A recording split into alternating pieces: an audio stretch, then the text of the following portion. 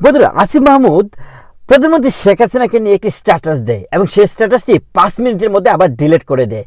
এটাকে বলে হচ্ছে যে আসলে বাচ্চা পোলাপাইনদেরকে যখন আপনি পলিটিক্সে বসিয়ে দিবেন, দেশ চালানোয় যখন বসিয়ে দিবেন, সে কিন্তু জানে না আসলে ডিপ্লোমেসি কী জিনিস, পলিটিক্স কী জিনিস। সে বাচ্চা পোলাপাইনের মতো শুধু লাফালাফি করবে, সেটাই করছে আসিফ মাহমুদ। খেয়াল করে দেখুন, প্রধানমন্ত্রী ফোন আলাপ যখন আসলে ভাইরাল হলো, ফাঁস হলো, তখন প্রধানমন্ত্রী তানভীর সাহেব নামক একজন ব্যক্তিকে বলছেন যে দেশের পাশেই আছি, যেন চট করে ঢুকে পড়তে পারে।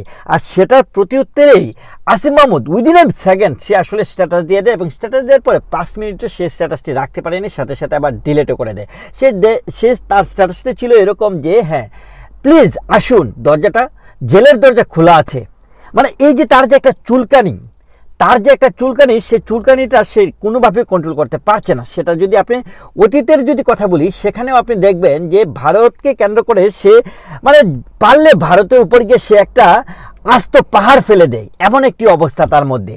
মানে ডিপ্লোমেসির বলতে কোনো কিছুই তার মধ্যে নলেজ নেই। বন্ধুরা, খেয়াল করে দেখুন, তাকে এত বড় একটি পজিশন দেয়া হয়েছে যে ক্রীড়া উপদেষ্টা, তাকে আবার বানানো হয়েছে শ্রম ও কর্মসংস্থান উপদেষ্টা। খেয়াল করে দেখুন, বাংলাদেশে প্রায় 300টি কারখানা, কোম্পানিগুলো বন্ধ হয়ে গেল।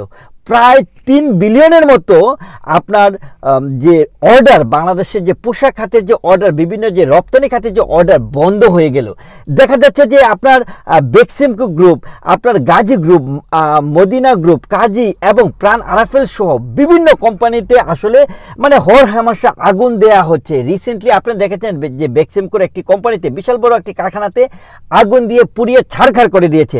এখন পর্যন্ত একজনকেও কি গ্রেপ্তার করতে পেরেছে? বন্ধুরা, পারেনি। কেন পারেনি? কারণ হচ্ছে এই যে শ্রম উপদেষ্টা, তার ভিতরের যে আক্রোশ, সে আগুন নিবানোর কোনো তার লক্ষণ না। সে আগুন দিচ্ছে, চারদিকে আগুন দিচ্ছে। যেখানেই সে দেখছে যে, মনে করেন যে গাজী গ্রুপের ব্যক্তিকে জেলে ঢুকানোর পরপর থেকেই দেখা যাচ্ছে যে তার কোম্পানিগুলোতে আগুন দেওয়া হচ্ছে, সালমান এফ রহমানের কোম্পানিগুলোতে আগুন দেওয়া হচ্ছে। লক্ষ লক্ষ মানুষের কর্মসংস্থান বিনাশ হয়ে যাচ্ছে।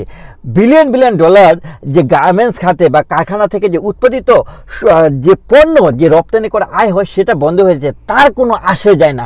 তার কথা হচ্ছে যে এই কোম্পানিগুলোকে পুড়ে ফেলতে হবে, কারণ হচ্ছে তারা কি শেখ হাসিনার সাথে তাদের সম্পৃক্ততা আছে।